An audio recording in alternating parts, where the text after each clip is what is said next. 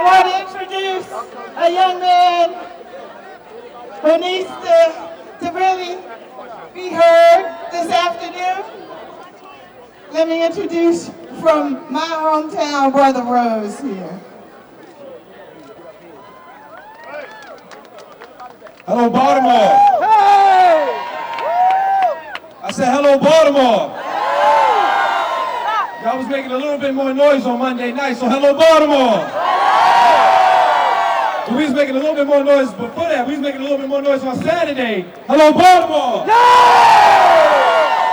So we just came out today to show the world that this is what was supposed to happen a week ago.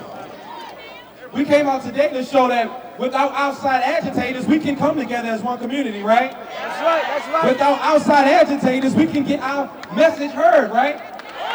But see, they weren't listening then, right? No, they listened. It wasn't until when Freddie Gray was in the back of that van after 4 stops, they didn't hear his cry for help, did they? 5 stops. 5 stops. They didn't hear him, did they? When we were protesting before, peacefully, did they hear our voices? No. How many marches did we have before Saturday, before Monday, but did they hear our voices? No, right? But see, America didn't care until we started affecting things they profit from, right? That's right, that money. So when that CVS got burned down, what were we saying, right? What we saying, let's just light a fire, let's just burn down our own communities. Or what we saying, let's get you out of our community, right? Let's burn something that doesn't benefit us, but benefits you, but is in our neighborhood, right? Let's burn this down. Let's burn this building that has been here for how many years? And let's get some millions of dollars poured into the other side of Baltimore, right? Not just down here by City Hall, not just down here by where the tourists come, but where we actually live. Together, they're our tax dollars, right? That's what we came to say. So Tuesday night when I was out there, and I want to applaud a certain amount of certain politicians that have been out there with the folks. That's right. Certain amount of politicians that have actually been reflective of what we voted for them to put them in office for. State Senator Catherine Pugh has been out there. Councilman Nick Mosby was out there. Councilman Carl Stokes was helping setting the record straight. But most importantly, we want to think, as a black community, we want to do something that we don't do all the time, right? We want to think and uplift a black woman who truly showed, no matter how divided City Hall is, that she's got the citizens of Baltimore back, right? We want to thank State's Attorney Marilyn Mosby for bringing charges to 6 murderers. Something that the mayor wouldn't do. Something that the police commissioner wouldn't do. Something that the governor, that some of you black folks elected, wouldn't do. When she made that, when State's Attorney Marilyn Mosby made that announcement yesterday, she stood alone. She didn't stand with the leaders that we elected, right?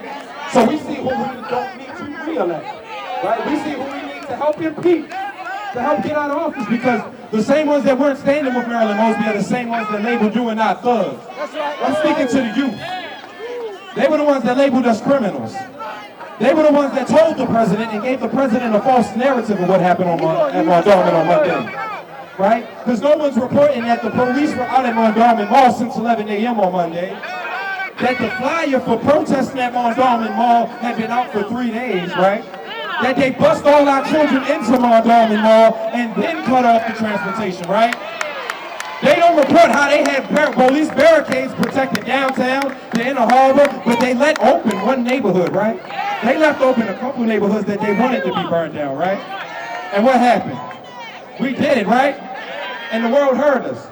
I want everyone to understand and everyone to realize one thing. Without Monday night, charges would not have been brought yesterday morning. I said without Monday night, charges would not have been brought Monday morning. Without us running into Mondawmin Mall, taking back from the stores that have taken our dollars for how long and not giving back to the community in any type of way, we made a statement. The world heard us then. They heard that the youth of Baltimore City are going to get justice by any means necessary. So if we got to burn a couple things down, I'm not saying do it, but I'm saying that we are at a war right now, because we see that ever since the announcement, look at how we're gathered peacefully, right? But look how much the military force has increased since then. They got tanks and armored vehicles right here. That's not a police uniform. That's still not what the police look like. So we need to be marching and we need to rally, and that's what we need to continue to gather, right? This moment right now, this momentum is to be used for tomorrow. It's for to hear the voices of the youth today, so we can build organizations, so we can build coalitions, so we can help support.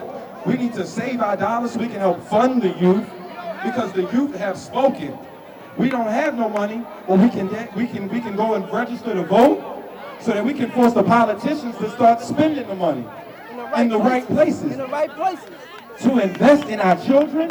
How many rec centers have been closed? Open them rec centers. How many? I want to know. We can do this. I want to put up a report of how much overtime these police officers have gotten in the last week. How many millions of dollars it took the governor to send troops to black neighborhoods? How much gas went into these armored vehicles that aren't going into the pockets of Baltimore City? That money that went to the transportation to bring all the military in, that could have been going into that red line that we were promised that hasn't been finished, right? Where's the red line? Where's the redevelopment of Penn North? Before the burning down, before Monday night. Where were the plans for redevelopment for black neighborhoods? There weren't any. You know why? Because we burnt down a couple of buildings on Monday night, but there were thousands of homes that were boarded up before Monday night. That's right, it's still boarded up. Right? So think about this. Listen, I want you all to pay attention. This is very important. Think about all the restaurants that donated to the troops. Think about all the restaurants in black neighborhoods that put up barricades around their stores, that boarded up their windows because they were scared of people that look just like you and I. They were scared of the consumers. So we're going to show them, you know what? And guess what we're going to show them? Let's show them that we got the power. So if they protected themselves against you, protect yourself against them. Don't spend your money there. Don't give them no reason to be in your neighborhood. Kick them out. It's time to take back Baltimore. This is a minority, this is a black city. So we should show that we should be in office. Two people that truly care about us, not puppets. Can y'all hear me now? Can you hear me now? Do I need to burn another building down, or do you hear me now? Right?